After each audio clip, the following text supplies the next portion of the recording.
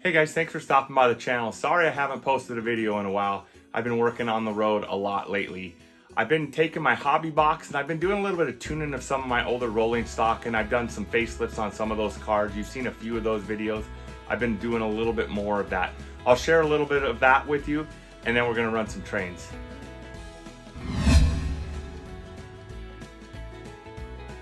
All right guys, so here's just kind of a reminder of how my layout works. I got a helix back here. It's two kind of U-shaped shelves with the helix that connects them. There's no loop on it.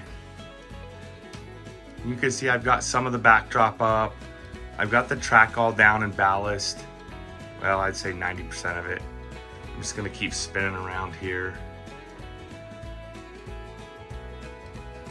I started painting the backdrop one color and then I switched to another color. Keep spinning around here.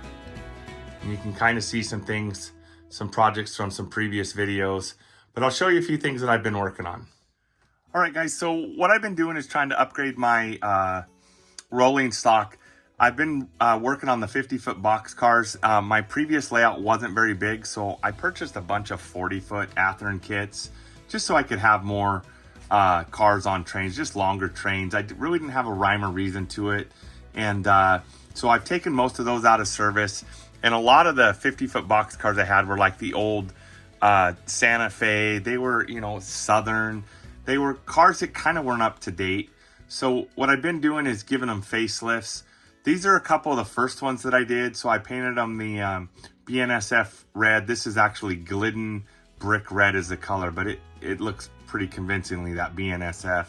I've added the decal kits to them. Some of these I'm just kind of making up with decals that I had. That was the case with these. The decal work's not super duper clean on these first ones I did. 4-digit road number, probably not super realistic. But the metal wheels, the knuckle couplers, these are good rollers now. They're reliable and they look a lot better than before. And these were the next two that I did. I purchased these off of eBay. These are Athearn, no, these are Roundhouse kits. And I ordered a new set of decals. So I went with a 5-digit road number. I think that looks a little better than the, I'm gonna go back here, than the 4-digit. I think that looks a little more prototypical. All the reflectors I added, I went back and added them to these because I thought that made them look a lot more modern. The decal works a lot cleaner, a lot crisper. So next up are these two. These were Roundhouse kits. I got these for, I think, $4 a kit. Went through, repainted them, purchased the decal kit for the Union Pacific, the automated railway. I remember seeing these where I grew up all the time, and I've never had one, so I thought, boy, I'm gonna make some. So these two cars turned out really, really well. The metal wheels, knuckle couplers. I've got the car number up here on top on both ends of these. I did the same thing to the BNSF cars that I built. So I think what we'll do now is we'll run some trains. We'll run a locomotive out of the upper yard and we'll go gather up all of these 50-foot box cars that we just looked at. We'll gather those up and we'll run them back to the yard, and then we'll offload those, and then we'll go back and we'll grab the 4 bulkhead cars that are in behind the box cars up here. We'll run those back to the upper yard. So we'll grab locomotive 3501 out of the upper yard and we'll use it for this task here, grabbing these box cars.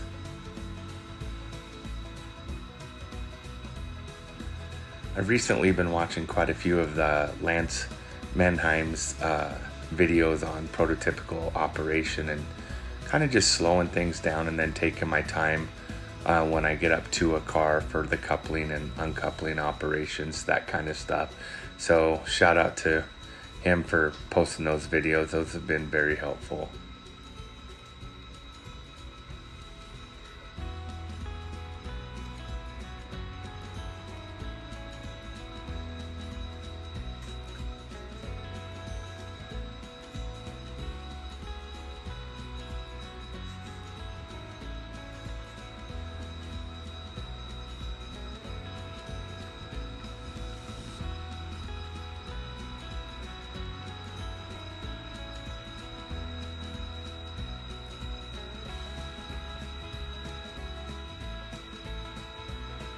Now that we've got everything coupled up, got the airlines and everything hooked up, the conductor's back in the cab, so we'll head back to the upper yard with all these box cars.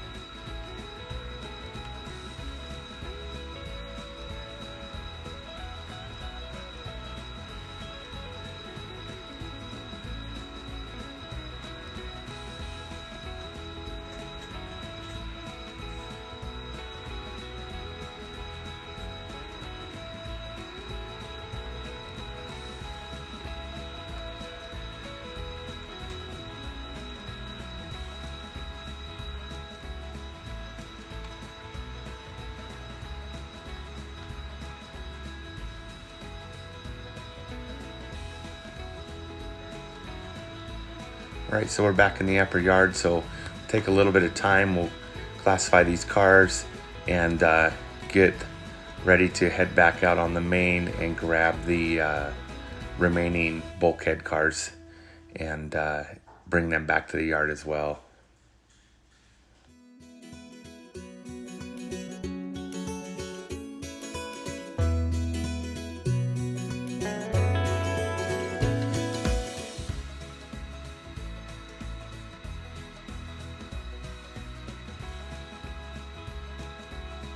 So again, going back to those videos that Lance many times posted, I'm trying to slow things down and pause, you know, once I couple up the cars, give the conductor time to do the things that he would need to do prototypically before we head back into the upper yard here.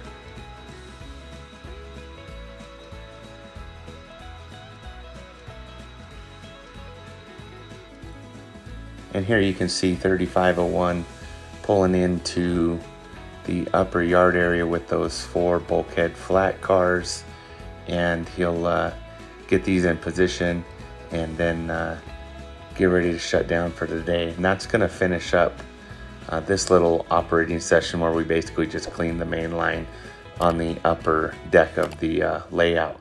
So I hope you guys enjoyed this. Thanks for watching. Happy railroading.